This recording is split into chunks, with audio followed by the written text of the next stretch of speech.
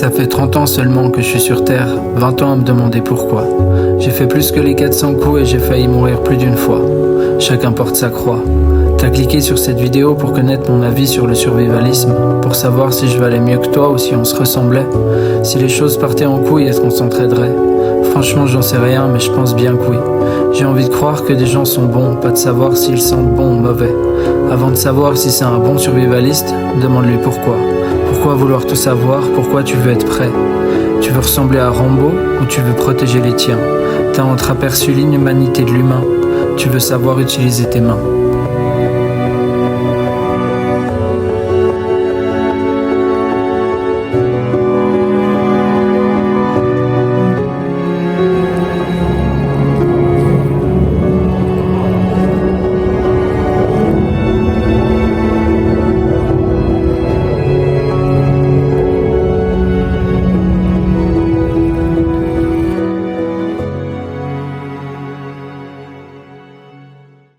Salut, bienvenue dans cette vidéo. J'espère que l'intro t'aura plu. Comme ça, au moins ça te fait. Je trouvais important qu'on fasse ce sujet autour d'une petite tisane. Parce qu'on entend énormément de conneries à propos du survivalisme. Puis en fait, qu'est-ce que c'est déjà? Est-ce que c'est avoir un garage rempli de flingues et de boîtes de conserve? Est-ce que c'est être avec un entraînement paramilitaire ou militaire? Est-ce que c'est avoir un bunker à 10 heures de route? Du coup, tu n'as même pas le temps d'y aller et tu crèves en chemin. Qu'est-ce que c'est en fait le survivalisme? Pour moi, déjà j'aime pas le mot survivaliste. Pour moi, on est en survie déjà tous les jours.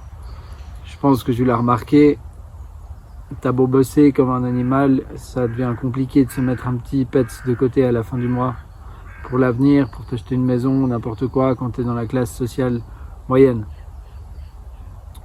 En fait, tu rentres déjà dans un mode de survie quand tu dois compter chaque centime pour pouvoir acheter ce dont tu as besoin pour pouvoir tenir une semaine ou un mois ou des choses du style, ce qui est actuellement mon cas. Et en fait, si tu apprends à survivre en milieu sauvage, c'est pas très différent, sauf que au moins tu es libre. Tu apprends comment piéger, comment chasser, comment pêcher, te faire un abri, rester en sécurité, te déplacer, ne pas avoir besoin de GPS. T'augmentes les connaissances au niveau des plantes sauvages, médicinales. Il y a vraiment toute une panoplie de capacités qu'il faut que tu acquérisses. Et à partir du moment où tu les as, normalement tu peux déjà pas mal excuse-moi, il y a ma femme qui m'écrit en même temps sur l'écran. Je filme. Elle aime bien mon intro. Bon, où j'en étais? Ouais, voilà. Il y a une panoplie de capacités. Putain, fais chier. Il y a une panoplie de capacités qu'il faut que tu ailles. Je verrai si je coupe ça au montage ou pas. Il y a une panoplie de capacités qu'il faut que tu ailles. Connaître tes limites physiques aussi et tes limites psychologiques. Qu'est-ce que tu es capable d'endurer ou non? Parce que en situation dégradée, tu seras sous stress. Ça va pas être comme ton stage de survie où vous êtes 10 au même endroit et puis tu sais qu'il y a un mec qui est au-dessus de toi, qui sait exactement qu'est-ce qu'il est en train de faire. Il sait où vous êtes, il sait vous pouvez téléphoner au secours quand vous voulez. T'es pas du tout dans le même état d'esprit que quelqu'un qui est perdu en forêt ou alors que s'il y a un effondrement ou n'importe quoi. Sans vouloir faire de la dramaturgie ou du complotisme ou je sais pas quoi. J'aimerais juste revenir sur ce dont je parlais là maintenant. Je suis pas du tout en train de dénigrer les stages de survie. J'en ai fait aussi et ça m'a apporté beaucoup de connaissances et beaucoup de confiance en moi. La confiance en soi va être très importante. Autant il faut être humble à certains moments, autant des fois il faut dépasser ce qu'on imagine être nos limites pour les franchir. Tu vois où je veux en venir? Il y a des trucs que tu penses que tu n'es pas capable de faire. Essaye, fais-le. Il n'y a qu'à voir à Mayotte comment c'était la merde. Les personnes qui étaient préparées s'en sortaient quand même nettement mieux que les gens qui ne l'étaient pas. D'ailleurs, c'est toujours le cas. Quand tu vends 10 € une bouteille d'eau, c'est que c'est quand même la merde, tu vois. Moi, l'eau, je vais la chercher dans le lac. Alors, s'il y a des pollutions ou des choses comme ça aussi, ça va devenir compliqué. Et c'est pour ça qu'il va être important de faire quelques stocks. Je pense que je vais couper souvent un peu ce que je dis, parce que j'ai absolument rien préparé comme texte. Quand tu parles de stock, fais quelques stocks d'eau, de nourriture, etc., etc. Fais aussi des stocks de connaissances par rapport aux points d'eau qu'il y a partout, tout autour de toi. Moi, je suis, comme je l'ai dit avant, au bord d'un lac, mais je connais aussi, il y a des sources d'eau. Il y a plein de petits ruisseaux parce que le lac peut être pollué. On a une station d'épuration qui est pas très loin. Souvent l'été, ça arrive qu'il y ait des bactéries, on peut même plus aller se baigner à l'intérieur. Et on n'est pas en situation dégradée. On a encore tous les services de dépollution, etc. Ça peut ne pas être le cas après. Mais là où je voulais en venir, c'est qu'être survivaliste, c'est avant tout un état d'esprit. Si tu es préparé, si tu as accepté que ta sécurité actuelle est une illusion, enfin, pour le moment, elle est bien réelle, mais qu'elle peut à tout moment se casser la gueule. Ta maison brûle, il y a des inondations, il y a des pollutions de l'eau. Il peut se passer vraiment un nombre incalculable de choses pour lesquelles il sera toujours préférable d'être un minimum préparé. Pendant que je bois ma petite gorgée de thé, il est très important d'être préparé. Après, va pas dépenser toutes tes thunes là maintenant tout de suite pour pouvoir piller les magasins. T'as vu comment ça s'est passé avec le PQ et le Covid? Deviens pas comme ces gens-là, s'il te plaît. Merci. Voilà. Pour moi, en gros, le survivalisme, c'est ça. Il n'y a pas besoin d'aller chercher midi à 14h. Donc, moi, ce que je pourrais te donner comme conseil, parce que j'ai pas la science infuse non plus, de loin pas, déjà, je pense qu'il y a autant de survivalisme qu'il y a de survivalistes. Bon, là, je m'emballe un petit peu, bla. On va passer à la vitesse supérieure, parce que je pense que tu as compris où je voulais en venir. Maintenant, on va parler de pourquoi. Pourquoi est-ce que tu as cette mentalité? Pourquoi est-ce que tu veux faire partie des survivalistes? J'en viens au pourquoi. Pourquoi est-ce que tu veux apprendre la survie? Pourquoi tu veux faire du bushcraft?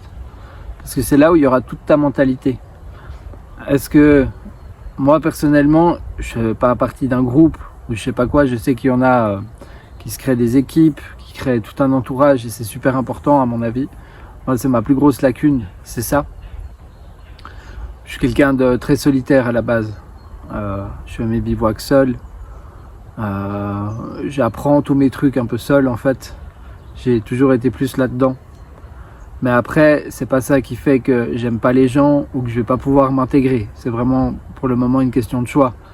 Après, j'ai pas cette présomption de me dire si ça pète, je vais m'en sortir tout seul, tout va bien se passer. On va avoir besoin des autres. Et c'est là où je voulais en venir par rapport à la mentalité. C'est pourquoi est-ce que tu le fais? Pourquoi est-ce que tu as envie d'apprendre ces choses? Est-ce que tu es dans le mode ouais mais moi je vais pouvoir aller piller des maisons, les mecs vont me laisser faire de toute façon? Alors déjà non mec, ça va pas se passer comme ça. Si il n'y a plus les services de l'État, comme le train qui est en train de passer, il n'y aura personne qui va venir pour pouvoir empêcher le gars chez qui t'es de te tirer dessus. Tu sais pas. Est-ce qu'il a des armes ou quoi? Tu vas pas pouvoir venir comme ça et puis démonter ou mettre en danger la famille d'une autre personne. C'est juste pas possible. C'est pour ça qu'il vaut mieux que tu apprennes la discrétion, la politesse, l'humilité. Je crois que ça c'est un des trucs les plus importants. C'est la patience et l'humilité et le respect. C'est ce que je disais dans une autre vidéo. J'ai compris que quand je rentrais dans la forêt avec humilité et respect, rien de grave peut m'arriver. Et en fait, c'est vraiment le cas. Du moment que tu es humble, je sais que le chêne à côté de moi, là, je vais pas pouvoir aller le découper tout seul et puis me faire une baraque avec.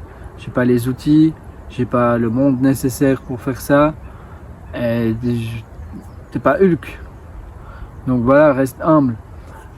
Et mieux vaut faire des petites choses de qualité que des grandes qui sont pourries. Je sais qu'avec un tarp ou même sans rien, en fait, tu me files un couteau, ma gamelle. Voilà, à partir de là, je crois que c'est bon. Si une fois que tu as des bons habits, si tu t'y connais un petit peu, tu vas pouvoir vraiment te débrouiller bien quoi dans la nature. Mais si jamais t'inquiète pas, dans la suite de cette chaîne, je vais te montrer énormément de manières de pouvoir s'en sortir. J'attends un peu le printemps parce que j'ai commencé la chaîne, c'était déjà un peu chaud pour moi et puis l'hiver ça m'embêtait un peu. Mais là on va vraiment pouvoir se faire des plus longues sorties où tu pourras avoir différentes techniques, où je partirai avec beaucoup moins de matériel pour pouvoir un peu vous présenter tout ça. Des astuces, partir avec juste un couteau, se débrouiller qu'avec ça. Du coup, pense à t'abonner. Comme ça, tu pourras voir la suite. Puis, tu actives la cloche des notifications tant que tu y es.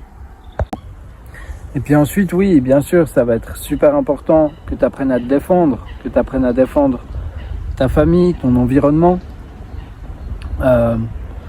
Moi, ce que j'ai essayé de faire, c'est de me créer une sorte de zone que je connais par cœur maintenant.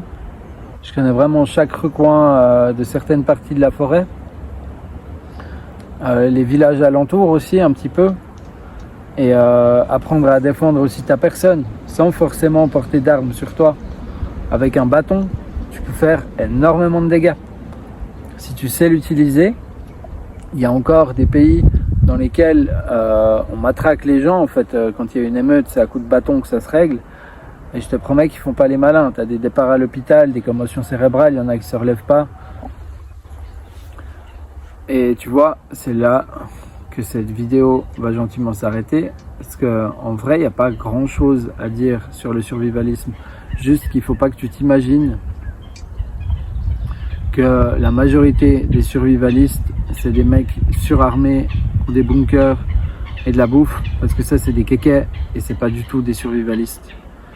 Vraiment, le survivaliste, si vraiment tu veux porter ce nom, il faut que tu apprennes à utiliser tes mains en forêt, chez toi, pour bricoler, que tu apprennes des choses sur les plantes, que tu apprennes à chasser, que tu apprennes à piéger, que tu apprennes à te faire un abri, que tu apprennes à te soigner et que tu apprennes à écouter.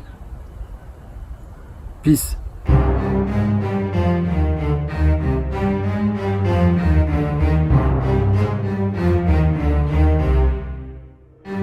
Tout s'accélère, les avions décollent, les missiles quittent le sol et on demande à l'IA qu'elle résonne pour nous. La futilité nous envahit quand la sensibilité nous quitte. Tout s'accélère, les ultra-riches, les ultra-gauchistes et les ultra-fascistes. Pourtant, les oiseaux migrent toujours, certaines choses ne sont juste pas faites pour changer. L'homme aimera toujours le danger. Tout s'accélère. Tout s'accélère et l'on déconne, on s'appauvrit pour du fric. Et cette osmose qu'est la nature doit exister. Le nier, c'est comme cracher sur sa mère et s'étonner qu'une gifle vienne nous calmer. Tout s'accélère.